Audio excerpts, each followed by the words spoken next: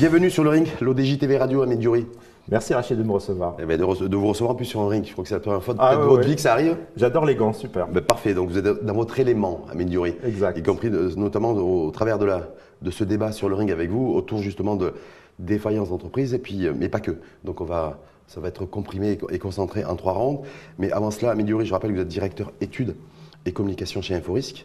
Inforisk spécialisé dans la collecte et le traitement de l'information financière et légale. Tout à fait. Donc disponible et fiable. C'est ce que ça veut dire concrètement. On essaie d'être le plus fiable possible, effectivement. Premier round, justement, défaillance d'entreprise. Où est la faille? Où sont les failles? Avec un point d'interrogation. Deuxième round, thématique avec vous, délai de paiement avec cette nouvelle loi depuis le 1er juillet dernier, 69-21 d'ailleurs. Un effet curatif ou un simple palliatif pour la TPME, donc avec un point d'interrogation. Vous nous direz également ce que vous en pensez. Troisième round, enfin, name and shame. Donc c'est cette terminologie anglo-saxonne pour dévoiler au grand public l'identité des mauvais payeurs. Oui. Personne n'en veut, a priori. En tout cas, vous nous direz ce que vous en pensez, Amélioré. Premier round, défaillance des entreprises. Où sont les failles de ces défaillances? Chaque fois, on nous dit, chaque année, croissance des défaillances, en tout cas sur ces dernières années. Oui. Mais la raison principale, et où est la faille? Alors, les raisons principales, bon, évidemment, la première raison, c'est, je le redis chaque année, et je pense que ça n'a pas encore, les facteurs n'ont pas encore évolué, c'est évidemment les retards de paiement. Première cause de mortalité, 40% des défaillances sont dues à la question des délais de paiement, des retards. Est-ce que ce n'est pas trop réducteur de dire, voilà, grosso modo aujourd'hui, chaque année, c'est les défaillances dans l'entreprise, donc c'est plus 15% en 2023 par rapport à 2022, c'est bien ça? On est passé de 12 000 à un peu plus de 14 000. Alors, juste une chose, il faut aussi se remettre dans un contexte historique. Quand on revoit de 2010 à 2023, on est grosso modo sur une croissance moyenne annuelle de plus 15%. Donc on est sur un trend quasiment normal. Chaque année, on se dit c'est normal d'avoir plus 15%. C'est quelque chose qui est normal puisqu'on le voit, mais à la fois anormal parce que justement, on ne voit pas comment inverser la tendance. Alors oui, les délais de paiement, c'est la première cause. Mais il y a beaucoup de choses. Il faut voir d'autre part que c'est les TPE les premières visées par les défaillances. 99%. Les TPE, à quoi elles sont sensibles? Évidemment, délai de paiement. Elles sont payées à 240 jours. Concrètement, ça veut dire aussi que quand vous êtes payé aujourd'hui, enfin quand vous émettez une facture aujourd'hui, vous êtes payé au bout de 8 mois. Pendant ces 8 mois, il faut payer un certain nombre de charges. Ça, je pense que je l'ai souvent répété, je pense que c'est suffisamment clair. Après, il y a aussi, il faut d'abord gagner de l'argent. On parle souvent des marchés publics pour ces entreprises-là. La loi prévoit d'accorder un quota de 30% max pour les TPME sur ces marchés publics. Aujourd'hui, on n'a aucun chiffre officiel qui permet de dire qu'on s'approche des 30%, mais je pense clairement non. Et donc, évidemment, le chiffre d'affaires, c'est très dur à faire. L'environnement des affaires est très compliqué. L'environnement, les aspects fiscaux et sociaux sont aussi compliqués parce qu'on a aussi changé le système fiscal et l'IS. En tout cas, on est en train de le changer, de le faire évoluer pour avoir un taux unique de 20%. Alors, en 2026, exactement, et qui pénalise en Mais Amélioré, est-ce qu'on peut pas voir ça aussi sous un autre angle en disant, voilà aussi, c'est aussi les situations de monopole qui peuvent être dominantes dans certains secteurs d'activité. C'est aussi un secteur privé qui n'est pas très dynamique dans sa structuration, dans sa capacité à produire plus, à produire mieux et être plus performant. Est-ce que ça ne traduit pas aussi le fait qu'on a aujourd'hui dans le secteur privé essentiellement et dans le monde de l'entreprise, je vais dire une sorte d'inertie généralisée qui fait qu'on a un taux de mortalité aussi, qui est la conséquence directe de cette inertie du secteur privé? Non, je suis complètement d'accord. Et effectivement, il y a d'autres facteurs qu'il faut voir. Et il y en a un que vous n'avez pas cité, qui est à mon avis fondamental, surtout quand on est une très petite entreprise, c'est l'informel. C'est clairement des unités qui se créent à côté de la vôtre, qui est formelle. Vous avez tout déclaré, vous payez de manière régulière vos impôts. Et à côté de ça, il y a quelqu'un qui s'est installé, qui ne paye pas d'impôts, qui fait des prix plus bas parce qu'évidemment, il ne paye pas de charges, etc. Et donc, forcément, vous devez vous battre contre quelqu'un qui n'est pas en règle. Mais Yuri, on est bien d'accord, c'est parfois aussi des entreprises formelles qui ont développé des activités et des entités informelles. Ce n'est pas que des entités informelles pures. Non, je suis d'accord, mais à un moment donné, elles ont dû transiter parce qu'elles ont vu qu'à un moment donné, c'était plus intéressant de passer vers la formelle. Mais ça reste quand même, à mon avis, pour une TPE, un problème fondamental. En tout cas, étude rendue publique par Inforisk cette semaine, donc croissance des défaillances en 2023 de plus 15% par rapport à 2022. Donc c'est à peu près 14 245 entreprises qui ont fait faillite en 2023. Est-ce que c'est pas beaucoup? Il y en a qui vont dire c'est beaucoup. Est-ce que quelque part, on doit se dire c'est pas beaucoup finalement? Alors, tout est relatif. Je suis d'accord qu'il faut relativiser les choses. Au Maroc, on a 60 000 créations de personnes morales chaque année. On a 15 000 personnes morales défaillantes. Donc, quand on fait le rapport, grosso modo, c'est un rapport de 1 à 4. Pour une entreprise défaillante, il y a 4 créations. Donc, tout de suite, ça permet de relativiser, de se dire, c'est peut-être pas tant que ça. Maintenant, il faut bien prendre en compte un critère qui est important, c'est que sur ces 15 000, on ne parle uniquement que des personnes morales. Sur les personnes physiques qui représentent 2/3 des entreprises au Maroc, je pense que globalement, elles sont représentées par des TPE parce qu'effectivement, au-delà d'une certaine taille, on a intérêt plutôt à être en personne morale. Donc, je pense que les TPE, ces personnes physiques sont essentiellement des TPE. Et je pense qu'effectivement, si on devait multiplier ce chiffre par 2 ou 3, on serait, à mon avis, sur quelque chose de beaucoup plus réaliste, c'est-à-dire qu'on parlerait d'environ 45 000, 50 000 défaillances, tout compris. C'est-à-dire la tendance chiffrée data réelle, en fait, selon vous, devrait être, ou en tout cas serait plutôt entre 40 et 50 000 défaillances annuellement et non pas les 15 000. Alors, c'est une estimation, évidemment. La partie dont je suis vraiment le plus sûr, c'est sur la personne morale et parce qu'on collecte cette information qui provient des tribunaux de commerce. Donc ça, j'en suis quasi sûr à 99,9%. Sur les personnes physiques, évidemment, je pense, c'est une estimation.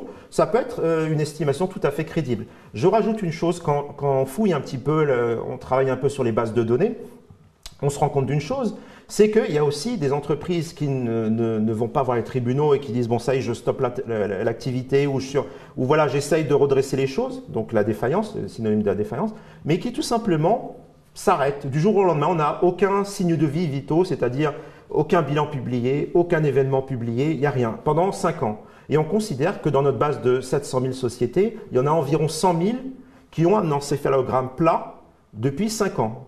Elles ne sont pas déclarées mortes, mais le dirigeant, l'actionnaire principal de cette structure, il a créé, il a vu que ça ne marchait pas, il a laissé tomber, il est passé à autre chose et il a créé une autre structure. Et ça vous le prenez en compte, vous, dans votre mode de calcul? Non. Nous, on se base uniquement sur ce qui nous provient des tribunaux de commerce, c'est-à-dire une entreprise qui va faire une demande de procédure de sauvegarde, de redressement judiciaire ou simplement la mortalité absolue, la liquidation. Autre chose, justement, quand on regarde un petit peu la typologie, à la fois effectivement des entreprises, mais des secteurs d'activité, on se rend compte que c'est l'activité commerce, oui. Commerce et services, immobilier et BTP qui ont été les entreprises en fait les plus impactées par la conjoncture et donc qui ont mis la clé sous la porte. Quelque part, on n'est pas très surpris non plus. Non. Dans le commerce, on voit bien aussi que c'est une activité aujourd'hui en fait, très, très dynamique dans tous les sens du terme, avec une grande distribution qui est de plus en plus forte et qui a une assiette financière de plus en plus importante. Donc, c'était à peu près prévisible. Le secteur de l'immobilier, ça fait plus de 10 ans qu'il agonise. Et le secteur du BTP, touché de plein fouet par l'inflation et la flambée des intrants. Exactement. Non, aucune surprise. Il faut être clair là-dessus. Quand on regarde l'écosystème des entreprises, 70% des entreprises marocaines, personnes morales en tout cas, sont composées par un de ces 3 secteurs. Les 3 font 70%. Donc, évidemment, c'est normal qu'on les retrouve en termes d'entreprises défaillantes. En termes de valeur absolue, c'est normal qu'elles figurent parmi les 3 premiers. Évidemment, si après on réfléchit autrement, c'est-à-dire on voit les secteurs ou les activités qui ont eu les taux de progression les plus importantes ces dernières années, on trouve un autre résultat. En valeur absolue, c'est peanuts, mais en valeur relative, on se rend compte qu'il y a eu des croissances fortes. Je pense notamment en transport. En valeur absolue, c'est quand même un secteur qui est important, mais on voit bien aujourd'hui le secteur du transport qui est impacté par un certain nombre de facteurs. L'augmentation du coût de l'essence due à tout ce qui se passe à travers le monde aujourd'hui, les différentes guerres qui ont fait réenchérir le prix de l'essence, les délais de paiement évidemment qui impactent, notamment quand les entreprises font du B2B, c'est-à-dire travaillent avec des entreprises pour le transport. Évidemment, quand vous êtes payé à quelques mois, ça aussi ça impacte. Vous avez des charges qui augmentent, vous êtes payé plus tardivement, donc forcément ça fragilise un peu votre santé financière. Quand justement par rapport à ça, donc c'est le taux record en fait aujourd'hui, il n'y a jamais eu de tendance criminelle, en tout cas au niveau de l'entreprise, en matière de fermeture d'entreprise, c'est un taux record? Oui, c'est le maximum. Oh, non, c'est le maximum effectivement. Et ce que je tiens à rajouter, c'est que chaque année on bat un nouveau record.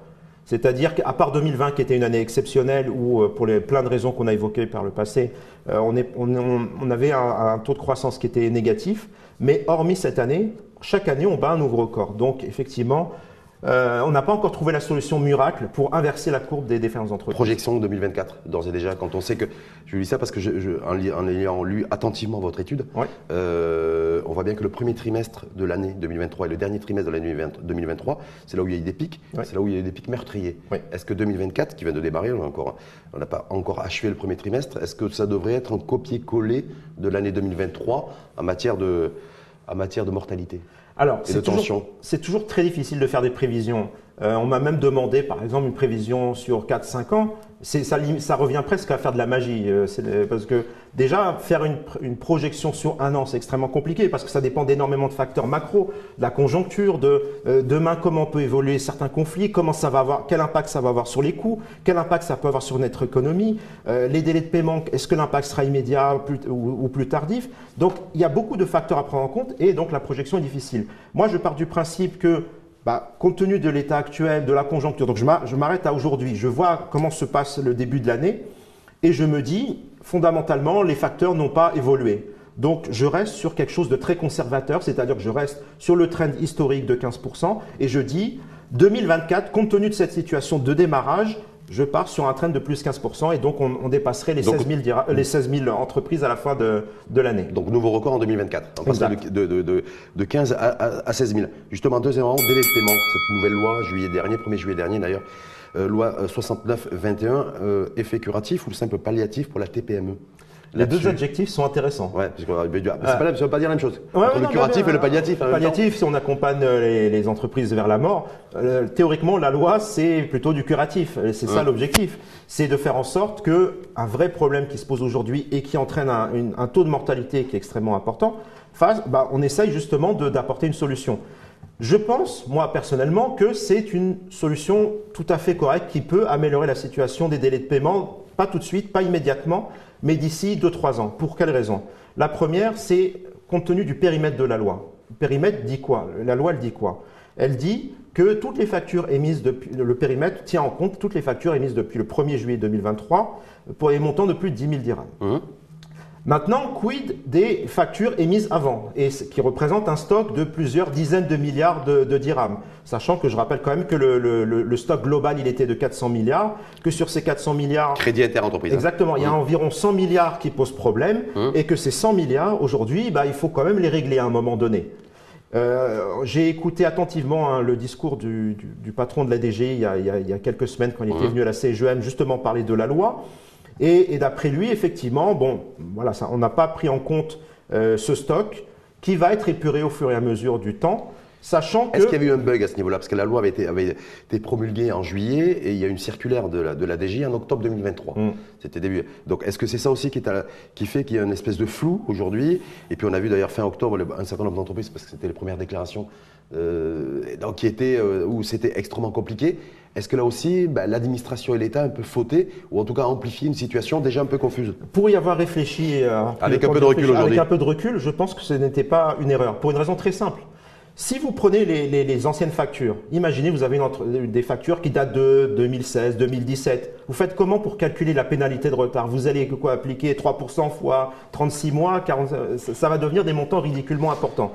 À un moment donné, il fallait se dire, on part d'une situation à un instant T, on part du 1er juillet, tout ce qui est émis depuis le 1er juillet, voilà, tout est clair, vous avez un délai, vous dépassez d'un jour, vous payez 3%. Et chaque mois, c'est 1% supplémentaire. En attendant de voir justement la prochaine déclaration, premier trimestre 2024, on a vu fin octobre, c'est le chiffre qu'on a, les pénalités qui ont été adressées aux entreprises qui effectivement sont passées sous les radars de la DGI parce qu'il y a eu des retards de règlement, amende le volume à grosso modo 100 millions de dirhams. Oui. Beaucoup, pas beaucoup? Non, ça me semble relativement faible. Bon, après, je pense qu'il y a aussi un effet saisonnalité par rapport aux factures émises. Je pense que sur une année pleine, on sera sur un montant plus important.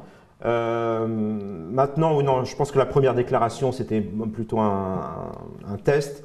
Mais je pense que dès le premier trimestre 2024, on aura les idées plus claires sur le montant. À mon avis, on sera sur des montants plus élevés. Ça, c'est certain. D'amende? C'est-à-dire que l'entreprise n'aura pas encore… il y a encore l'entreprise qui va être réticente à payer dans les temps? C'est ça que vous anticipez déjà? En tout cas, il y en a, ça c'est clair. Maintenant, compte tenu de la loi, c'est vrai qu'aujourd'hui, les sanctions sont fortement incitatives pour que tout soit réglé en temps et en heure. Mais encore une fois, le problème, il n'est pas tant sur ces factures-là. Mais qu'est-ce qui se passe pour les anciennes factures? Elles vont être réglées au fur et à mesure. Je pense que c'est ces factures-là qui vont poser problème pour les entreprises à un moment donné. C'est-à-dire que toutes celles qui sont émises le 1er juillet, bon, grosso modo, elles vont être réglées en temps et en heure. Mais les anciennes, eh ben, à mon avis, ça mettra du temps à être écoulé. C'est pour ça que je pense que la solution, elle ne viendra pas, en tout cas la baisse ne viendra pas en 2024. Il faudra plutôt attendre 2025 pour voir les premiers effets. En tout cas, depuis le 1er janvier 2024, c'est les entreprises qui ont un chiffre d'affaires compris entre 10 et 50 millions de dirhams. Donc grosso modo, c'est le gros mastoc du monde de l'entreprise chez nous et c'est essentiellement la PME. Ouais. Est-ce qu'il faut s'attendre au pire? Alors, certains considèrent que la majorité des PME n'ont pas de comptabilité réelle. En tout cas, on est dans la précarité comptable. Est-ce qu'il faut s'attendre au pire, justement, dans l'application de cette nouvelle loi des délais de paiement sur la PME? Alors, avant de répondre, première chose, sur ces 400 milliards de crédits inter-entreprises, 80% sont dus par les grandes entreprises et les PME. Les grandes entreprises ont commencé en 2023, les PME en 10-50 commencent cette année. Donc il y a une cohérence par rapport justement au montant détenu au niveau du crédit inter-entreprise. Maintenant, il faut être honnête, je travaille avec beaucoup de PME aujourd'hui sur un programme qui s'appelle le Done Trade, qui est sur les retards de paiement. Aujourd'hui, la comptabilité, certes, elle n'est pas parfaite, il faut être honnête, on va appeler un chat un chat. Évidemment, il y a des choses, mais évidemment que toutes ont une comptabilité, disons, globalement satisfaisante. Il y a des choses à améliorer, c'est certain. Mais je pense que la vraie problématique n'est pas sur cette catégorie d'entreprise. Elle sera plutôt sur la tranche 3 à 10 millions. C'est là qu'à mon avis, il y aura de vraies difficultés. Ça sera à partir du 1er janvier 2025. Exactement. Mais pour cette année 2024, est-ce que la PME, il ne risque pas d'y avoir justement un coup de frein donné à cette loi?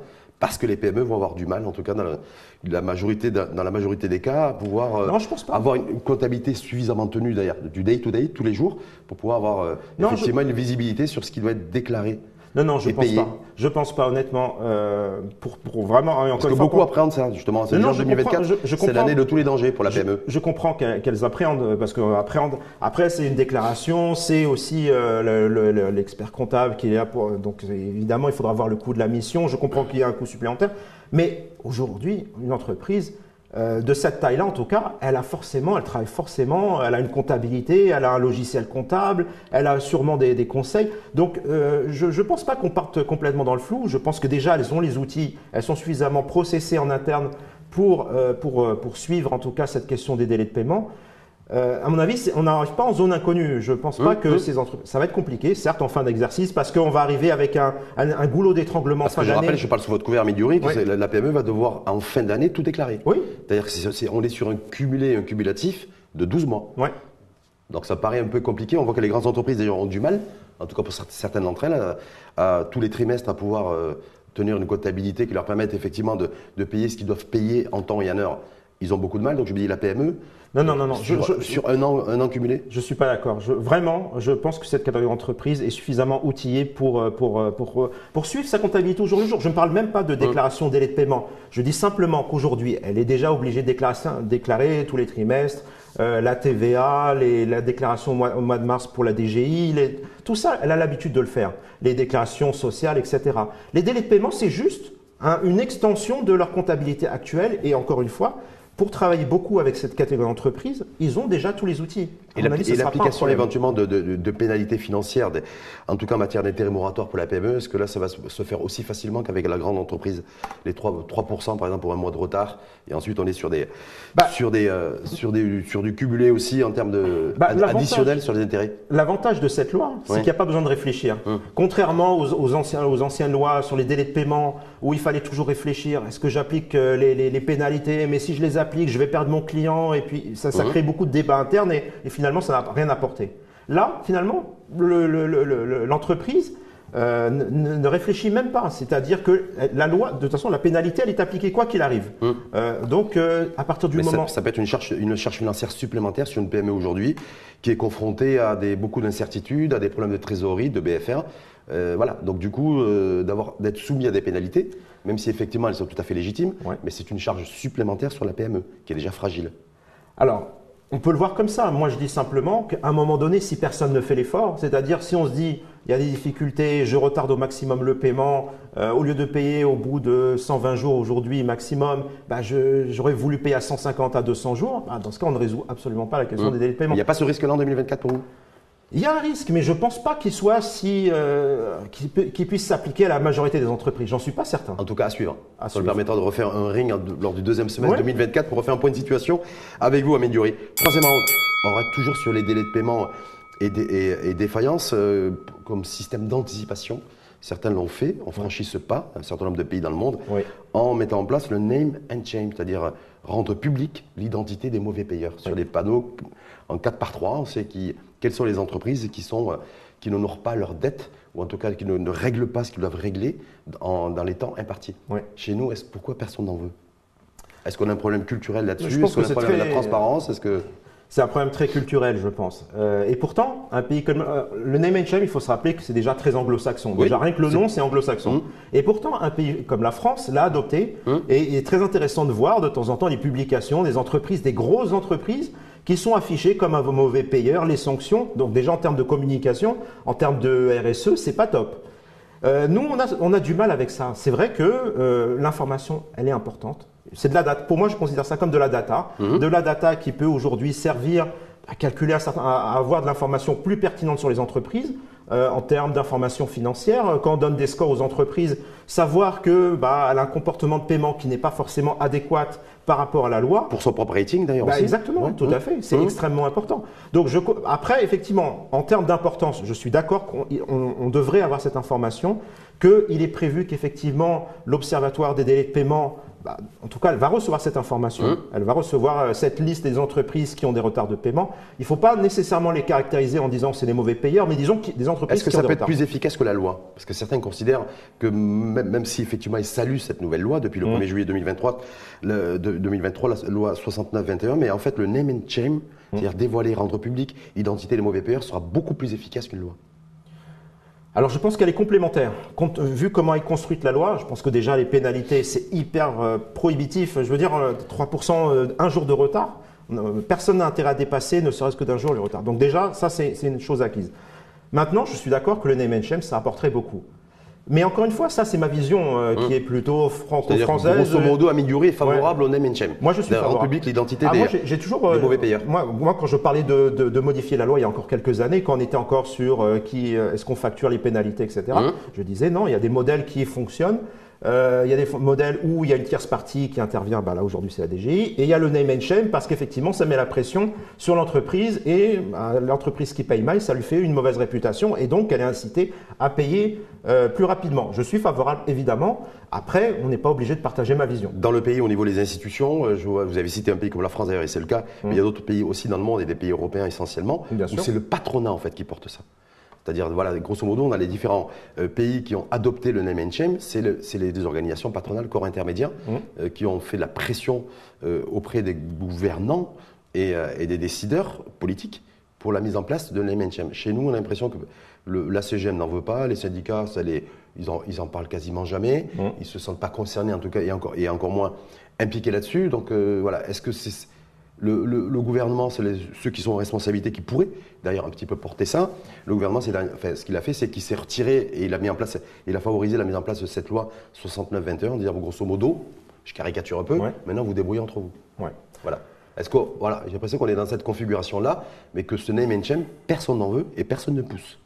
Alors oui, le constat, je le partage. Après les causes, je ne suis pas certain. Il faudrait poser la question directement à une personne de la CGM.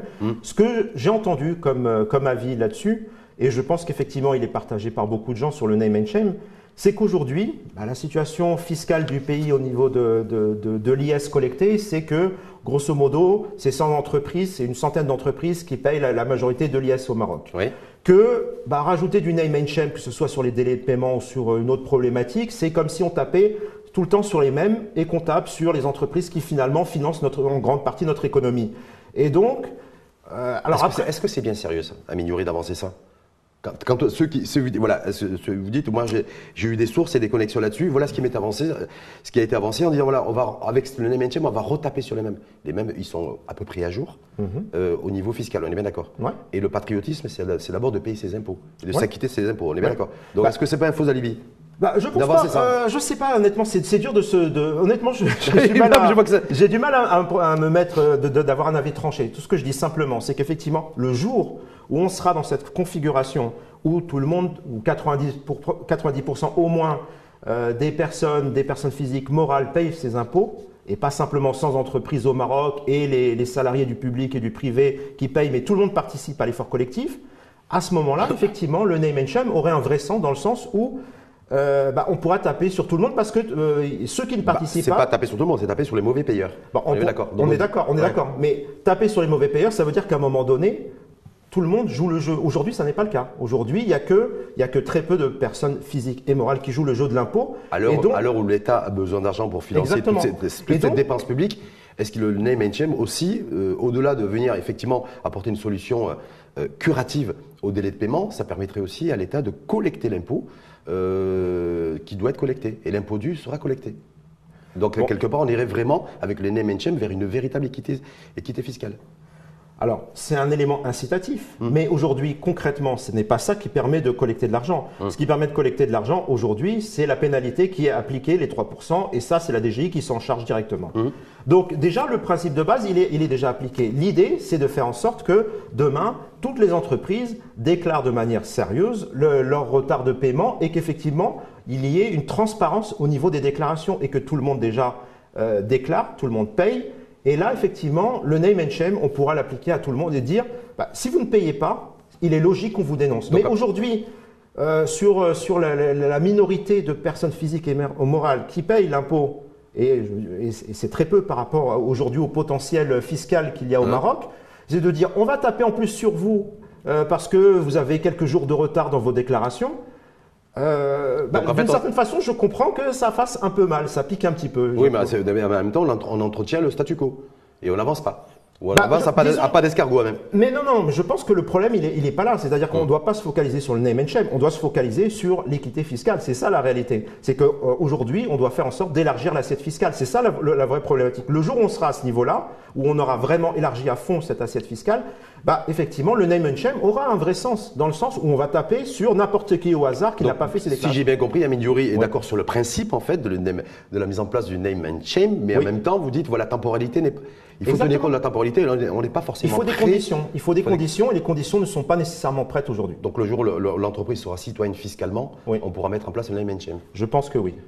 Donc ça veut dire qu'aujourd'hui, elle n'est pas forcément citoyenne fiscalement. Non, il suffit de voir aujourd'hui les entreprises informelles de manière générale aujourd'hui, qui est très répandue et qui crée de gros dégâts au niveau de notre économie. Donc oui, je pense qu'effectivement, il y a un vrai problème à ce niveau-là. Et donc oui, l'entreprise citoyenne n'est pas encore le terme le plus répandu aujourd'hui. N'est pas le terme, en tout cas, adoubé par la majorité de nos entreprises et dirigeants d'entreprise, c'est ça? Je n'ai pas dit ça. Mais c'est moi qui le dis, avec le point d'interrogation. Juste avant de conclure, Amine Diouri, donc étude InfoRisque disponible, on a fait le débat là-dessus, sur la base d'ailleurs des résultats de cette étude qualitative. Il y a deux chiffres en fait. Un qui ressort de votre étude, donc 15% de hausse des défaillances d'entreprise en 2023. Et il y a une étude du HCP sur l'emploi et le chômage, donc taux de record du chômage en 2023, 13%. Qu'est-ce qui est le chiffre le plus inquiétant selon vous? Est-ce que c'est les 15% de hausse des défaillances d'entreprise ou c'est la hausse vertigineuse, en tout cas conséquente, du chômage aujourd'hui qui atteint 13% et dans le monde urbain, le milieu urbain, pour les 15-24 ans, c'est un jeune sur deux est au chômage. C'est quoi le chiffre, le record le plus… Je les mets au même niveau. Honnêtement, je les mets vraiment au même niveau, mais peut-être un peu plus pour le chômage. Donc plus pour le chômage? Oui, un peu plus. Plus inquiétant que les 15% de hausse de la croissance des entreprises en défaillance? Effectivement, je pense que c'est ce taux-là qui arrive un tout petit peu devant, mais les deux m'inquiètent, effectivement. Donc en tout cas, là, c'est une défaillance. Les 13%, c'est quoi? C'est défaillance entreprise, c'est défaillance économique, c'est défaillance sociale? Le chômage. Tout est lié en fait. Il y a un lien entre les 15% des défaillances entreprises et les 13% de taux de chômage. Quand une entreprise est défaillante, ça veut dire quoi? Ça veut dire que sa santé financière est fortement dégradée, qu'elle ne peut plus payer ses dettes.